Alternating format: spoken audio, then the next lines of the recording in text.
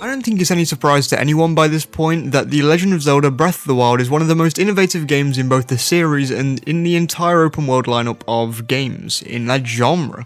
So with that said, to think it's been 5 whole years since this gem came out. Obviously a lot of people have their problems with Breath of the Wild. Heck, I have my problems with Breath of the Wild, I won't front it with you. But with the anniversary being tomorrow when this video comes out, I want to take all of the negative things I have with Breath of the Wild, kick them straight into a bin and drop kick it all the way down a hill. Today I want to talk about everything that I absolutely adore in Breath of the Wild. While this channel is built on Breath of the Wild, a lot of it is actually on criticism for the game, which is funny because it's my favourite game ever, with very few coming even close, but I only highlight those things because my main passion is speculation, as many of you can probably tell. Today I want to put all of that aside though, and gush over one of, if not my favourite video game ever. But first, I truly don't like doing this, but I think it's got to a point where I need to speak out. I love Zelda with every grain in my body, I really do, and I make weekly videos on the series, even if the videos come a bit later in some weeks, so it would be a huge motivator if some of you guys who aren't subscribed could subscribe now. You can always unsubscribe if you don't like the content, because 21% of my viewers being subscribed and 79% not being subscribed is just a little disheartening. If you do subscribe, then thank you for the large help, and sorry for taking up so much time for my plea. First of all, Breath of the Wild has a leg up on every other game series down to the fact that right there in its title it has the seal of quality, Zelda. Now I won't break down my time with the Zelda series, but it should be no surprise that I absolutely adore these games. My first was technically Twilight Princess, though the first I finished was Ocarina of Time.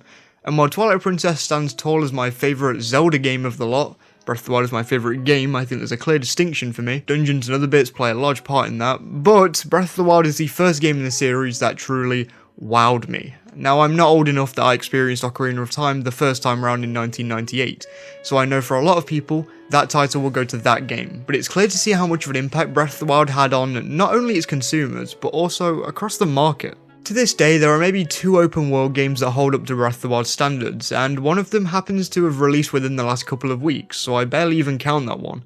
Before Breath of the Wild, some of the best traditional open world games at the time were amazing in their own right, but when playing it kind of felt like you were just slowly working through a checklist of quests being given to you.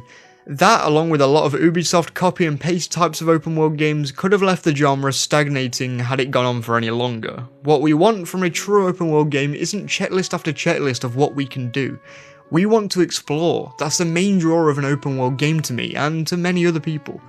I want to explore and be rewarded through cool areas or through puzzles by exploring the world fully, and the Zelda team, more than any other developer in 2017 all the way up until now, knew that. That's one of the main things that made Breath of the Wild one of the coolest games at the time up until now, and to this day, being able to look out into the distance, see an area like Eldin and see a giant moving spider crawling around the mountain just chilling there, is truly exhilarating. And that goes for many different things within the game, whether it be the giant dragons that circle around each of the regions of the map, random villages that you can truly just stumble across, or a giant flying bird that I half expected to be a UFO for the first half of the game. The exploration is just amazing, and no other game will ever come close to just how special this game was, to me at least anyway, because it was the first time I'd ever felt exploration like this in a game. Games had always been fun for me before Breath of the Wild, but when I first picked this game up, I knew for sure that it was going to be special. I knew I wasn't going to be just playing and having fun with this game.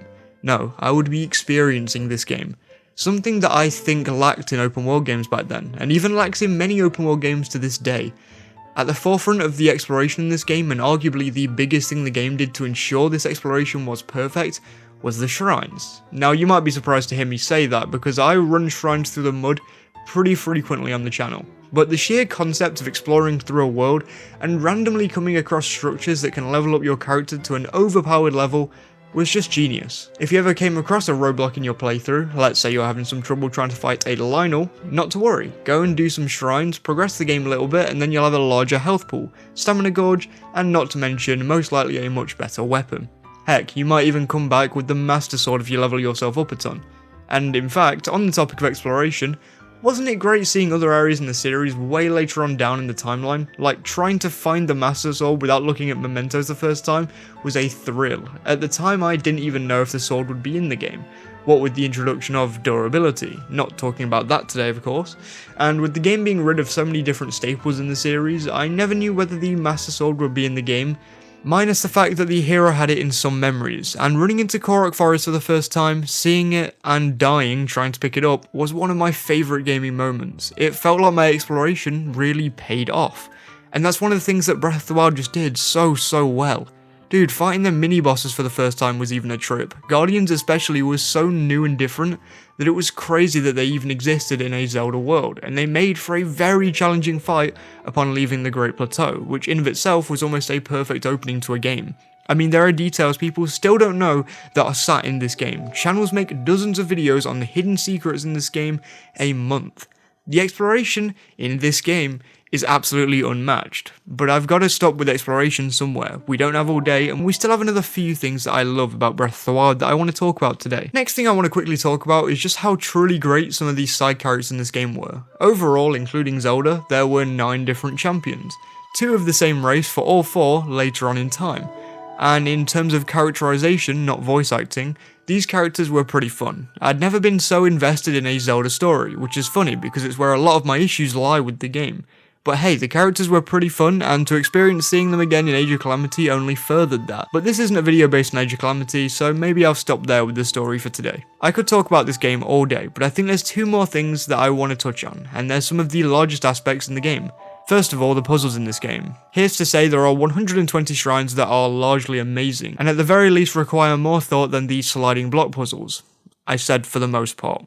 Shrines offered, in my opinion, some of the single best puzzles in the entire series, and that goes for the entire game's puzzles, even including the Koroks and the Divine Beasts. I mean, a load of the puzzles in the Divine Beast were straight up amazing and utilised the map of each beast in meaningful ways, eventually paying you out with some okay boss fights. The fact that each region within the map had different types of puzzles was always a fun idea to me too. So like some of the game has you in the Gerudo Desert doing electric based puzzles, which are like some of my favourite in the game, but then you might go over to the Lanayru province, and over there, the game has you doing more water based puzzles, and most of these puzzles, as I said before, are very fun. My biggest issue with both the Divine Beasts and some of the shrines are the lack of combat in both of them. For shrines, I don't think it's such a big deal, especially since some of them do have the right amount of combat scattered throughout, but in dungeons, down to the non-linearity of the game, every enemy you defeat is likely to be an easy one, and at most you'll fight a few in each dungeon, though I'm not here to complain, so let's get on to the combat. Coming off the back of some cool but inaccessible combat in Skyward Sword, it was vital that they got this part right, and I think they did a good job here. Especially when you take into account how items in the game factor into the combat. Just like puzzles, to this day, people are still finding cool ways to fight enemies. Sure, a lot of these ways are based purely on trick-shotting, but it's still cool seeing a new way to fight a Lionel in my timeline on Twitter 5 years after the game's release. Speaking of which, the main reason why I find the combat at least a little more engaging is down to its slightly harder nature than past Zelda games. Instead of every enemy going down in a few hits from the start of the game, the player is expected to try and get used to the patterns set down by the enemies in the game.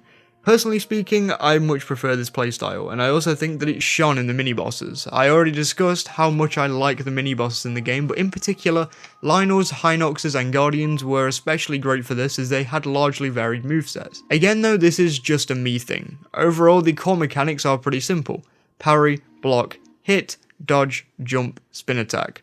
Maybe I'm missing something, but I think the game utilises these core mechanics so well that it makes it an enjoyable experience. Now I love this game, I don't think a 10 or so minute video could ever capture that. In the future I do want to do retrospectives on every single Zelda game, but for now, if you have the time, I did rank all of the Zelda games as Zelda games rather than games, and that video is a very long one but definitely one of my favourites that I've made. I don't think that any other gaming series could have matched the magic that the Zelda series gave me when the team released Breath of the Wild. So, at the risk of sounding very cringy, I'd love to thank every single person who made Breath of the Wild, as it still holds up as one of the best games of all time a whole 5 years after its release, and also for setting such a large expectation for the next Zelda game and open world games in general. So much so that it's taken 5 years, maybe even 6 by the time that it comes out, for them to truly feel ready to release their next game, even if it is just a sequel. So thank you to Alnuma and the rest of the team. In the comments, leave what you love about Breath of the Wild down there. There's no text limit, so keep commenting until your heart's content, and I'll get around to reading and hearting every single comment, and replying of course. Now thank you so much for watching this video. If you enjoyed then please do support me by leaving a like, rating and subscribing as we wait for more Breath of the Wild 2 news. I stream weekly on a Wednesday now, so along with being part of the 21% of people who are subbed, you'll also get even more content, so thank you so much if you do. The people you can see on screen right now are my Patreon supporters, and they're just perfect people. Look at them. Some G and Jared Whedon are especially amazing for being my top paying patrons. Now just look at the Triforce coloured names and the Triforce font. Thank you so much for the support, guys. If you'd like to join them, then you can do for as little as £1 or $1.50 a month. The link to my Patreon is in the description, and along with that link is the link to the rest of my media platforms, so please do follow me on them to keep in touch with me. Again, thank you so much for watching this video, I hope you enjoyed, and I'll see you all this weekend. Let's all wish Breath of the Wild a very happy 5-year anniversary in the comments down below. And I'll see you on Sunday for a video about Breath of the Wild 2's release date. Now please do, stay safe.